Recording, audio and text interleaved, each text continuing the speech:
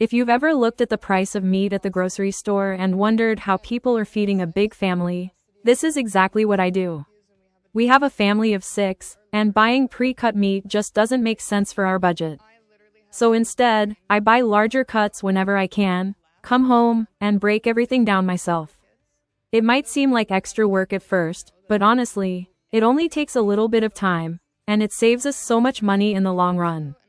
I'll cut chicken into strips, cubes, or smaller portions depending on what I know we'll use throughout the month. The same goes for beef or pork. I separate everything into meal-sized portions so I'm not thawing more than we actually need. One of the biggest mistakes I used to make was cooking way too much food. We'd end up with leftovers nobody wanted, or meat would go bad before we used it. Portioning everything ahead of time completely changed that. It also makes cooking so much easier. On busy days, I don't have to think about it. I just grab one bag from the freezer, let it thaw, and dinner is already halfway planned. Every piece has a purpose. Some packages are for tacos, some are for pasta, stir-fry, soups, casseroles, or just a simple dinner with vegetables and rice. Planning it out this way helps us stretch every dollar. People always ask how I make our grocery budget work with such a big family, and honestly, this is one of my biggest tips. It isn't about buying fancy ingredients or following complicated meal plans. It's about making the most of what you already have. A little bit of prep now saves money, reduces waste, and makes life so much less stressful later. If I can make one grocery trip's worth of meat last our family all month, then hopefully this gives you an idea that might help your family too.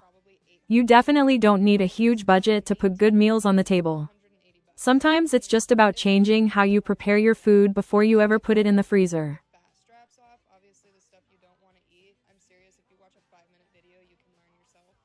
It's also nice to be able to cut your own steak thickness. You know, some people like 1 inch steaks, some people like 2, some people like 3.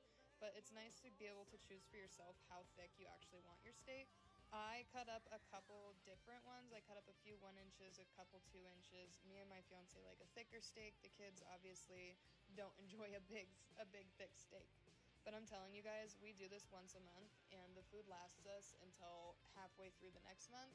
But obviously, we keep buying more because we like to stay stocked up. I do not like to go look in my freezer and have no meat. That's just not a thing for us. We're huge meat eaters in this house. Every single dinner we make has meat in it.